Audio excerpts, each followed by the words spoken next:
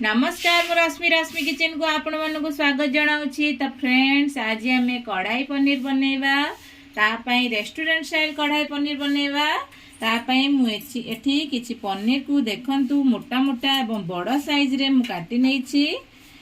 टिके मोटा साइज रे रहले भल लागे कढ़ाई पनीर रे एवं यही सब सामग्री नैछि। मु कैप्सिकम को चारकोणिया पीस रे स्क्वायर पीस रे मु काटी नैछि। पियाज को मध्य स्क्वायर पीस रे बड़ा बड़ा एपरी पीसेस रे काटिछि। एवं चलंतु आमे कढ़ाई पनीर पाई किछि सुखा मसला रेडी करिबा। देखंतु ता पाई मु एठी किछि गोटा धनिया, किछि पान मधुरी, किछि जीरा, दालचीनी 10-12टी गोलमर्च एवं लवंग 5-6टी, अलैच 3टी, सुखिला लंका 4-5टी देछि। आपण केते राग खाउछनी ता अनुसार लंका नेबे। आमे वर्तमान याकू हल्का गोल्डन ब्राउन कलर रे भाजी नबा भल भाबरे, बेसी पोड़ीबानी। याकू आमे कढ़ाई पनीर मसला मध्य कहि परिबा। ए मसलाटी पूरा स्पेशली तयारी होइथाय कढ़ाई पनीर पई।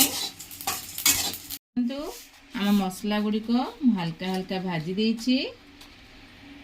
सेम कढ़ाई रे ही किछि रिफाइन ऑयल नबा। ता गरम होला परे आमे एठी किछि पियाज को ऐड कर दबा। वर्तमान आमे मसलार गोटे पेस्ट तैयारी करिबा। पियाज को भाजी नबा हल्का। रसुण सब को पीसेस पीसेस करी काटी देछि जहाँद्वारा कि आम रसुण फाटबनी। आम अदा को छोट छोट पीसेस रे काटी नैछि। देखंतु एपरि भाबरे हल्का भाजी देबे। एवं मु एठी 2टी टमाटर नैछि एवं 2टी कंचा लंका नैछि। ताकू मध्य आमे हल्का भाजी नबा।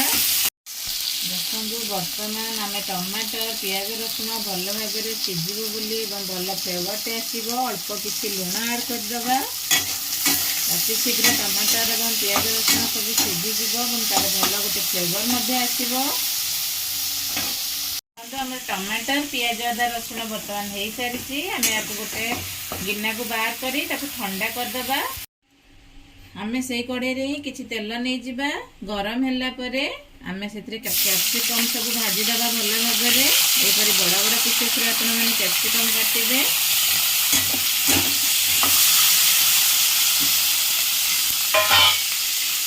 पियाज को मध्यम ऐड कर दोछि।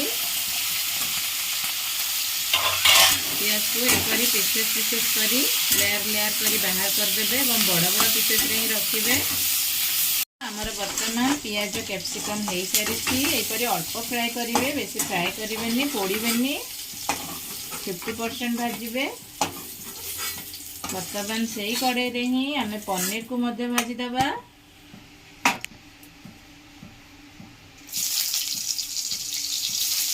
अल्प अल्प करी मुझे बेसी पनीर नहीं तो अल्प अल्प परिमाण में आम नहीं भाजवा।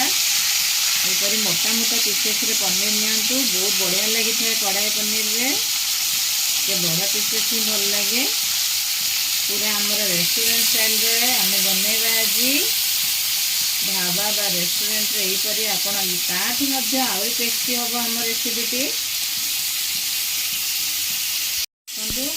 किसी भल कलर आसापी भल फ्लेवर देवाई काश्मीर चिल्ली किसी लुण और हलदी गुंड को ऐड करिछि। भल सुंदर देखा आम पनीर गुड़ाक।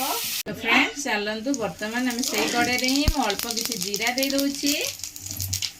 एवं देखंतु आम जो टमाटर अदा रसुण को मु भाजी रखी ता पेस्ट तैयारी करछि ताकू मध्य आम देदबा। जो मसला मध्य मु बनै रखी ताकू मध्य ऐड कर दूची। कढ़ाई पनीर मसला ताकू आम अल्प दबा, बेसी दबानी।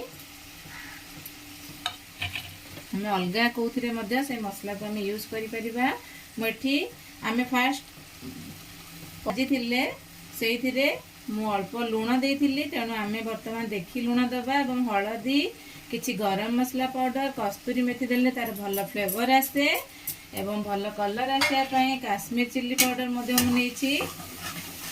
परंतु आमे भल भाबरे मसलाटी को फ्राई करनबा।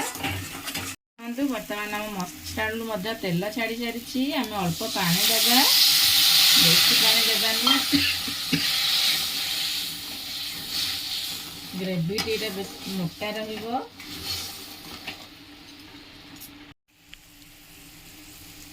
ଦେଖନ୍ତୁ ଆମର ମସଲା ପାଣି ଫୁଟି ସାରିଛି। ଭାଜି ରଖିଥିବା ପନିର ଏବଂ କ୍ୟାପ୍ସିକମକୁ ଆମେ ଏଥିରେ ଆଡ୍ କରିଦେବା। କେତେ ସୁନ୍ଦର ଦେଖାଯାଉଛି ଦେଖନ୍ତୁ, ଏବଂ ମସଲାର ବାସ୍ନାଟି ମଧ୍ୟ ବହୁତ ସୁନ୍ଦର ଆସୁଛି। ଆପଣମାନେ ନିଶ୍ଚିତ ଭାବେ ଏହି ରେସିପିଟିକୁ ଘରେ ଟ୍ରାଏ କରନ୍ତୁ। ରେଷ୍ଟୁରାଣ୍ଟ ଯିବାକୁ ପଡ଼ିବନି, ଢାବାକୁ ଯିବାକୁ ପଡ଼ିବନି, ଆଉ ଫ୍ଲେଭରଟି ମଧ୍ୟ ବହୁତ ବଢ଼ିଆ ଲାଗିଥାଏ। এই କଢ଼ାଇ ପନିର ମସଲାର ଫ୍ଲେଭରଟି ମସ୍ତ ବହୁତ ଟେଷ୍ଟ ହୋଇଥାଏ। ଏହିପରି ହାଲକା ହାତରେ ହିଁ ଦେଖନ୍ତୁ କେତେ ସୁନ୍ଦର କଲର ଆସିଛି ଆମ କଢ଼ାଇ ପନିରର। ଆପଣ ଦେଖି ଜାଣିପାରୁଥିବେ କେତେ ଟେଷ୍ଟ ହେଇଥିବ। ଏହିପରି ଧୀରେ ଧୀରେ, କାରଣ ପନିର ଭାଙ୍ଗିବାର ବହୁତ ସମ୍ଭାବନା ଅଛି, ଦେଖି ହାଲକା ହାତରେ ଆପଣ ଚଲାନ୍ତୁ ଏବଂ ଆମେ ୟାକୁ 10 ମିନିଟ୍ ପାଇଁ ଛାଡ଼ିଦେବା ଫୁଟିବା ପାଇଁ ଏବଂ ଲୁଣ ମଧ୍ୟ ଅବଜର୍ଭ କରିଯିବ। ଦେଖନ୍ତୁ ବର୍ତ୍ତମାନ ଆମର କଢ଼ାଇ ପନିର ରେଡି ହେଇସାରିଛି। କେତେ ସୁନ୍ଦର ବାସ୍ନା, କେତେ ସୁନ୍ଦର ଡିଲିସିୟସ୍ ଦେଖାଯାଉଛି ଦେଖନ୍ତୁ। ଆପଣ ଜାଣିପାରୁଥିବେ କେତେ ଟେଷ୍ଟି ହେଇଛି। ଆପଣମାନେ ମଧ୍ୟ ନିଶ୍ଚିତ ଭାବରେ ଏହି ପ୍ରୋସେସରେ ଘରେ ତିଆରି କରନ୍ତୁ ଏବଂ ଏମିତି ବଡ଼ ବଡ଼ ପିସେସରେ ପନିରକୁ କରନ୍ତୁ। ଆପଣଙ୍କୁ ରେଷ୍ଟୁରାଣ୍ଟ କିମ୍ବା ଢାବାକୁ ଯିବାକୁ ପଡ଼ିବନି, ଦେଖିବେ ବହୁତ ଟେଷ୍ଟି ଲାଗିଥାଏ। तो फ्रेंड्स देखंतु आमर सुपर टेस्टी कढ़ाई पनीर रेडी हो सारी। आपण मानक मो रेसिपीटी किपरि लागिला कमेंट बॉक्स रे जणाइबे।